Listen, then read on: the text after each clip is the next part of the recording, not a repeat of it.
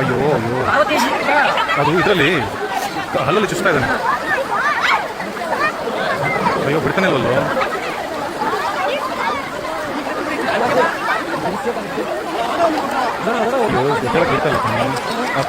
ಹಲ್ಲಲ್ಲಿ ಚುಚ್ಚಿದ್ರೆ ಪಾಪ ಬರ್ತಕ್ಕ. ಅದಕ್ಕೆ ತುಂಬ ಜನ ಹತ್ರ ಬಿಡ್ಬಾರ್ದು. ಚುಸ್ತಾನೆ ಇದೆಯಲ್ಲೋ ಅಲ್ಲಲ್ಲಿ ಯಾವಾಗ ರನ್ನಿಂಗ್ ಅದೇ ಮೇಬಿ ನಾನೇ ಅವ್ರ ಹತ್ರ ಏನು ಕಾಪಾಡ್ತಾನೆ ಅಂತ ಹೋಗ್ತಾರೆ. ಯಾಕೆ ಅದು ಹಿಂಗೆ ಮಾಡ್ತಾರೆ? ತಡಿಯಕ್ಕೆ ಆಗ್ತಾನೆ ಹೋಗ್ತೀರಿ. ಯಾರಿದ್ರಲ್ಲ ತಡಿಯಕ್ಕೆ ಯಾರಿಲ್ವಲ್ಲ. ಅದು ಜನಗಳ ಕಾಪಾಡ್ತಾರೆ ಅಂತ.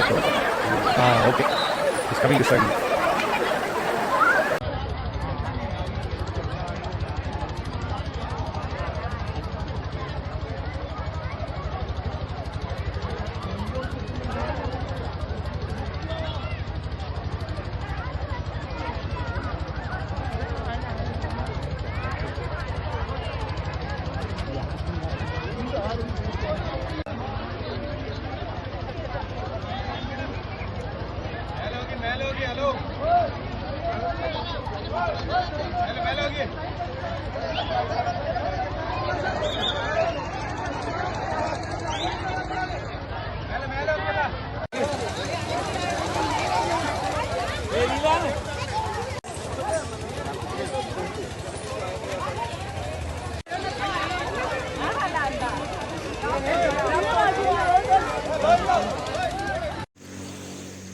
ಹಾಯ್ ಹಲೋ ನಮಸ್ಕಾರ ದೇವರು. Welcome to capture Karnataka. ದೇವ್ರುಗಳ ಎಲ್ಲ ಹೇಗಿದ್ದೀರಾ? ನೀವೆಲ್ಲ ಸೂಪರಾಗಿದ್ದೀರಾ ಅಂತ ಅಂದ್ಕೋತೀನಿ. ನಾನಂತೂ ಚೆನ್ನಾಗಿದ್ದೀನಿ, ಪರವಾಗಿಲ್ಲ.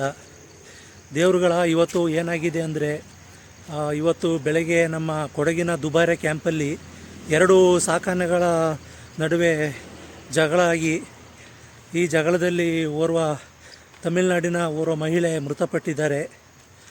ಇದನ್ನು ಕೇಳಿ ನಮಗೆ ತುಂಬ ಬೇಜಾರಾಯಿತು. ಏನಕ್ಕೆ ನಮ್ಮ ಸಾಕಾನೆಗಳಿಗೆ ಈ ಥರ ಆಯಿತು ಅಂತ. ಇದಕ್ಕಿಂತ ಮೊದಲೇ ಈಗ ಒಂದು ತಿಂಗಳು ಹಿಂದೆನಷ್ಟೇ ಸೇಮ್ ನಮ್ಮ ದುಬಾರೆ ಕ್ಯಾಂಪಿನ ಸುಗ್ರೀವ ಕೂಡ, ಅಂದರೆ ಬೇಕು ಅಂತ ಮಾಡಿದ್ದಲ್ಲ, ಅಚಾನಕವಾಗಿ ಮಾವುತರ ಮೇಲೆ ಕಾವಾಡಿ ಮೇಲೆ ಇದಾಗಿ ಅವರು ಕೂಡ ಹಾಸ್ಪಿಟ್ಲಲ್ಲಿ ಅಡ್ಮಿಟ್ ಆಗಿದ್ದರು.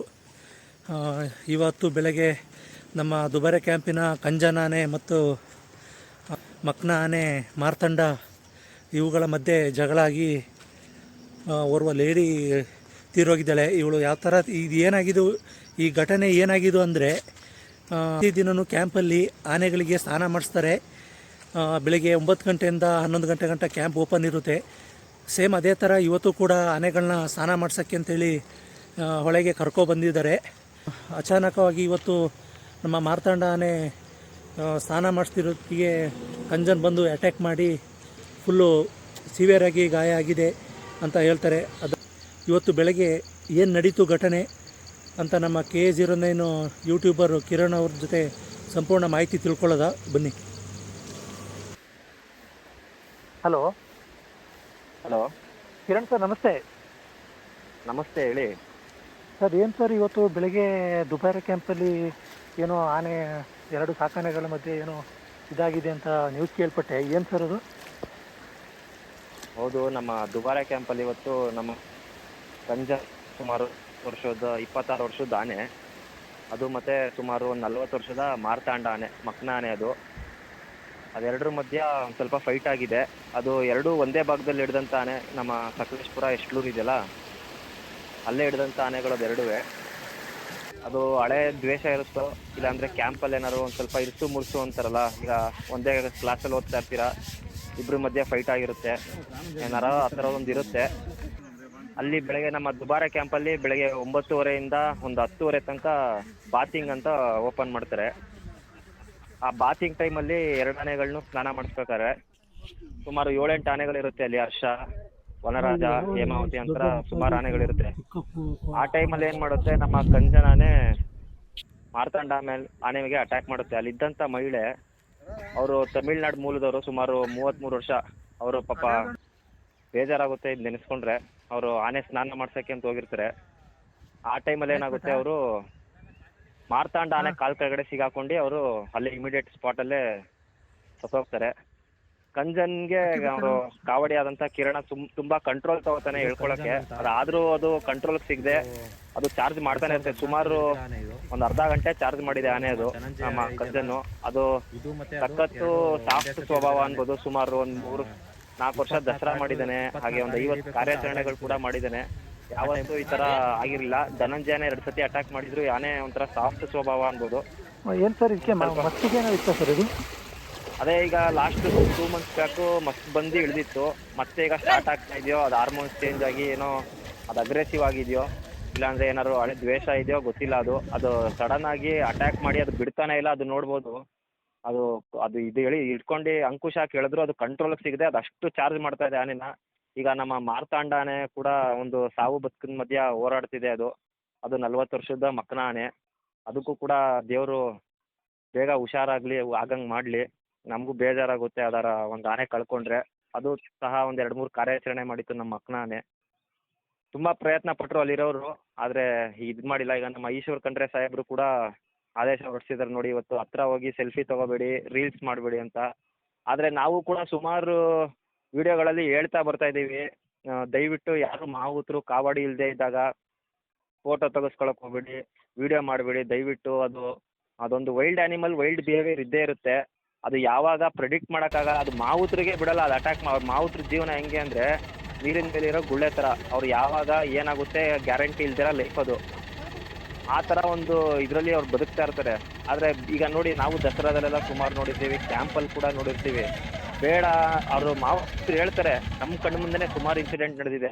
ಮಾವುತರು ಹೇಳ್ತಾರೆ ದಯವಿಟ್ಟು ಬೇಡ, ಆನೆ ಮೂಡಲಿಲ್ಲ, ಫೋಟೋ ತೆಗೆಸ್ಬಿಡಿ ಅಂತ. ಅವ್ರೇನು ಅನ್ಕೋತಾರೆ, ಆಗ ಪ್ರವಾಸಿಗರು ಬಂದಿರೋರು, ಓ ಇವ್ರು ಬೇಕು ಅಂತ ನಮಗೆ ತೆಗೆಸ್ತಾ ಇಲ್ಲ ಬೇರೆಯವ್ರು ತೆಗೆಸ್ತವ್ರೆ, ಆ ಥರ ಒಂದು ಭಾವನೆ ಬರುತ್ತೆ. ಅದು ಆ ಥರ ಅಲ್ಲ. ಆನೆದು ಬಿಹೇವಿಯರ್ಗಳಿರುತ್ತೆ. ಅದು ಅವ್ರಿಗೆ ಗೊತ್ತಾಗುತ್ತೆ ಮಾವುತರಿಗೆ, ಕಾವಡಿಗೆ ಯಾವಾಗ ಅದು ಅಗ್ರೆಸಿವ್ ಇರುತ್ತೆ ಅಂತ. ಆ ಟೈಮಲ್ಲಿ ಅವ್ರು ಬೇಡ ಅಂತಾರೆ. ಆದರೆ ನಮ್ಮ ಜನಗಳು ಕೇಳಲ್ಲ. ಒಂದು ಫೋಟೋ ಬೇಕೇ ಬೇಕು, ಒಂದು ರೀಲ್ಸ್ ಮಾಡಬೇಕು ಅಂದ್ಬಿಟ್ಟು ಒಂದು ಹುಚ್ಚಾಟ ಆ ಥರ ಮಾಡಿ ಅದೊಂದು ಕಠಿಣ ಕ್ರಮ ಕೈಗೊಳ್ಳಬೇಕು ನಮ್ಮ ಅಧಿಕಾರಿಗಳು. ದಸರಾಲು ಅಷ್ಟೇ, ನಮ್ಮ ಜನಗಳಿಗೆ ಎಷ್ಟು ಹೇಳ್ತಾರೆ ಅವರು, ಆನೆ ಈಗ ಬೆಳಗ್ಗೆ ಒಂದು ವಾಕ್ ಮಾಡಿ ನಿಂತಿರುತ್ತೆ, ಫೋಟೋ ಬೇಕು, ಸೊಂಡ್ಲೆತ್ತಿ ಫೋಟೋ ಹೊಡಿಸ್ಬೇಕು ಅಂತಾರೆ. ಈಗ ನೀವೇ ಯೋಚನೆ ಮಾಡಿ, ನೀವು ಯಾವುದೋ ಒಂದು ಕೆಲಸ ಮಾಡ್ಕೊಂಡು ಸುಸ್ತಾಗಿರ್ತೀರ.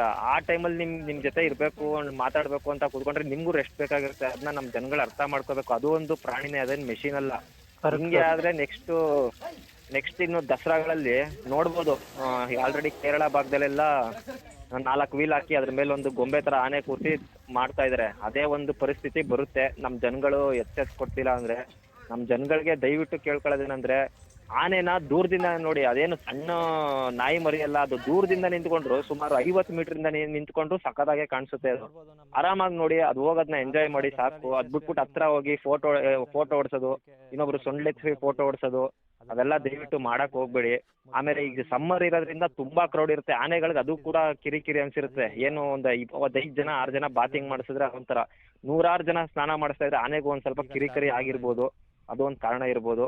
ಮುಂದಿನ ದಿನಗಳಲ್ಲಿ ದಯವಿಟ್ಟು ಈ ತರ ಯಾವುದೋ ಒಂದು ಈ ತರ ಘಟನೆ ಆಗ್ಬಾರ್ದು. ಇದು ಸುಮಾರು ಹುಲಿ ಕಾರ್ಯಾಚರಣೆ. ಅದೇ ಸರ್, ಈಗ ನಾವೆಲ್ಲ ನೋಡಿರೋಂಗೆ ಕಂಜನಾನೆ ಸುಮಾರು ಕಾರ್ಯಾಚರಣೆ ಎಲ್ಲ ಹೋಗಿದ್ದು. ತುಂಬಾ ಸಾಫ್ಟ್, ಕ್ಯಾಂಪಲ್ಲಿ ಆಗಲಿ ಒಂಥರ ಕ್ರೇಜಿ ಬಾಯ್ ಅಂತಾನೆ ಕರಿತಿದ್ರು ಅದನ್ನ. ಬಟ್ ಕಂಜನೆ ಇವತ್ತು ಈ ತರ ಅಟ್ಯಾಕ್ ಮಾಡಿದೆ ಅಂದ್ರೆ ನಮ್ಗೇನು ಒಂಥರ ನಂಬಕ್ಕೆ ಆಗ್ತಾ ಇಲ್ಲ.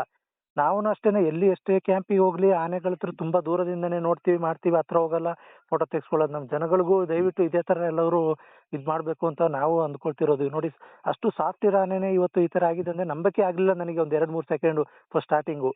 ಮತ್ತೆ ತಾನೇ ಇದು ಏಕೆ ಈ ತರ ಆಯ್ತು ಅಂತ ಗೊತ್ತಾಗಿದ್ದು. ಸರ್, ಈಗ ಇದು ಮಾರ್ತಾಂಡ ಅಂದ್ರೆ ಈ ಅಕ್ಕಿ ಕಳ್ಳ ಆನೆ ಅಲ್ಲ ಸರ್ ಅದು? ಹೌದೌದು, ಅಕ್ಕಿ ಕಳ್ಳ. ಈಗ ನೋಡಿ, ಆನೆಗಳಲ್ಲಿ ಸಾಫ್ಟು ರ್ಯಾಶು ಅನ್ನೋದಿಲ್ಲ. ಈಗ ಗಜೇಂದ್ರ ಎಂತ ಸಾಫ್ಟ್ ಆನೆ ಇತ್ತು, ಅದು ಕೂಡ ಅದೊಂದು ಮಸ್ತ್ ಪೀರಿಯಡ್ ಅಲ್ಲಿ ಹೊಡೆದು ಸಾಯಿಸ್ತು. ಅದಕ್ಕೊಂದು ಹಿನ್ನೆಲೆ ಇರ್ಬೋದು. ಆದ್ರೆ ಯಾವುದೇ ಒಂದು ವೈಲ್ಡ್ ಆನಿಮಲ್ ಅಂದ್ರೆ ವೈಲ್ಡ್ ಬಿಹೇವಿಯರ್ ಇದ್ದೇ ಇರ್ತದೆ. ಸರಿನಾ?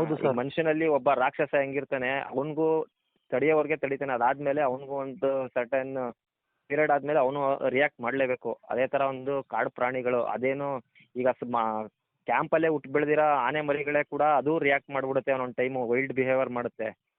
ಆ ಥರ ಅದು ಜನರು ಕಟ್ಟಿರೋದು ಕ್ರೇಜಿ, ಆಮೇಲೆ ಕಿಂಗ್ ಅಂತೆಲ್ಲ ಅದು ಜನರು ಕಟ್ಟಿರೋದು, ಆದರೆ ಆನೆನೇ ಆಗಿರುತ್ತೆ. ಈಗ ನೋಡಿ ನಮ್ಮ ಉದಾಹರಣೆಗೆ ಮಾವುತರುಗಳು ಎಷ್ಟು ಇಂಪಾರ್ಟೆಂಟು ಅಂದರೆ, ಅಭಿಮನ್ಯು ಆನೆಗೆ ಒಬ್ಬರೇ ಮಾವುತರು. ಅದು ಯಾವತ್ತೂ ಹಿಸ್ಟ್ರಿಲಿ ಅದನ್ನು ಅವ್ರ ಕಂಟ್ರೋಲ್ ಬಿಟ್ಟು ಯಾವತ್ತೂ ಹೋಗಿಲ್ಲ. ಪ್ರತಿ ಆನೆನೂ ಅಭಿಮನ್ಯು ಆಗೋಕ್ಕಾಗಲ್ಲ. ಅದೇ ರೀತಿ ಆನೆಗಳಿಂದ ಡಿಸ್ಟೆನ್ಸ್ ಮೇಂಟೈನ್ ಮಾಡ್ಬೇಕು ನಮ್ಮ ಜನರು. ಇಷ್ಟೇ ಕೇಳ್ಕೊಳ್ಳೋದು, ಯಾವ ಆನೆನೂ ಸಾಫ್ಟ್ ಅಂತಿಲ್ಲ, ಎಲ್ಲ ವೈಲ್ಡ್ ಬಿಹೇವಿಯರ್ ಇದ್ದೇ ಇರುತ್ತೆ.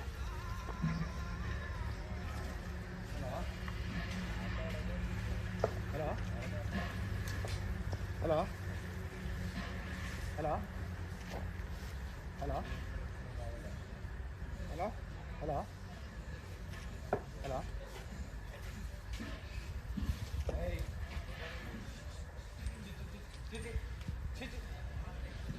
ಚೀಚಿ